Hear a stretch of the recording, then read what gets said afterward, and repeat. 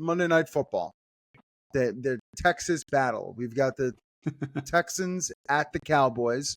The only stat I really want to give off the top here to kind of table set that I think is relatively important.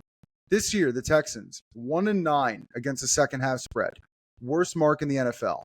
The Texans have also struggled coming out of the locker room. They are 1-9 against a third quarter spread. Worst mark in the NFL. Since the start of last year. 8-21 in that third quarter coming out of the locker room. So I bet I almost feel like I have to take is Texans first half, Cowboys full game.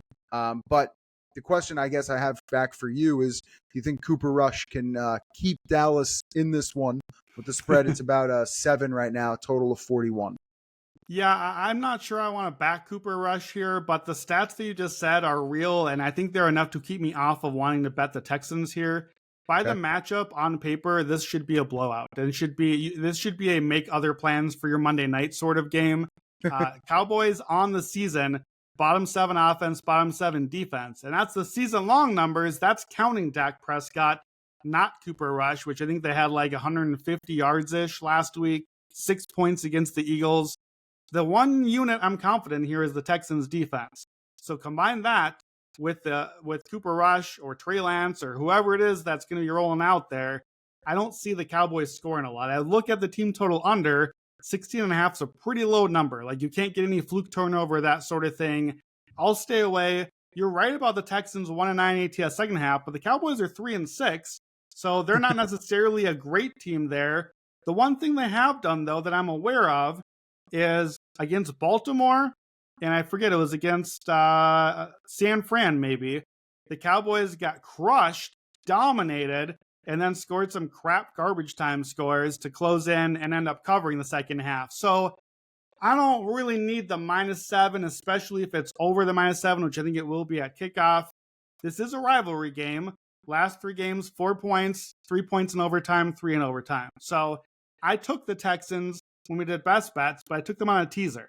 I like the teaser still. I think the Texans win the game. You're teasing it down to 1, 1.5. You're basically getting a money line out of it. If you are closing out your teaser, great. Let's hang on and hope for the best. Start a new teaser. You can tease it on Monday, pick a game for next week, and you could get like a first leg to start out your next week. If you want to bet just for this game, one that I don't do very much here, give me Micah Parsons, -110 to record a sack in the game. CJ Stroud, 34 sacks, second most in the NFL. He's had multiple times sacked, all but one game. The offensive line has not been good. Even Laramie Tunsil has not been that great this season. Parsons has a sack just over half of the games in his career. He had 2 last week coming back from the injury list. I bet him, as you know, I can't give up on Parsons. I bet him 200-1 to lead the league in sacks. He only has 3 because he missed like 6 weeks or something, but he has a really good closing stretch, and this was the game I was kind of counting on to kickstart it here. I looked. I can't find escalators. If you can find a sack escalator, give me the Parsons sack escalator. 1 sack, 2 sacks. I'll play 3 sack. It's like Dr. Seuss over here. But my main bet for the game is just the -110 on 1 Micah Parsons sack in the game. All right, so let's add something on to that. Let's say Parsons does get a lot of pressure. One bet I was looking at was Stroud over 8.5 rushing yards. Running quarterbacks have done a pretty decent job against Dallas in terms of getting out in the open field.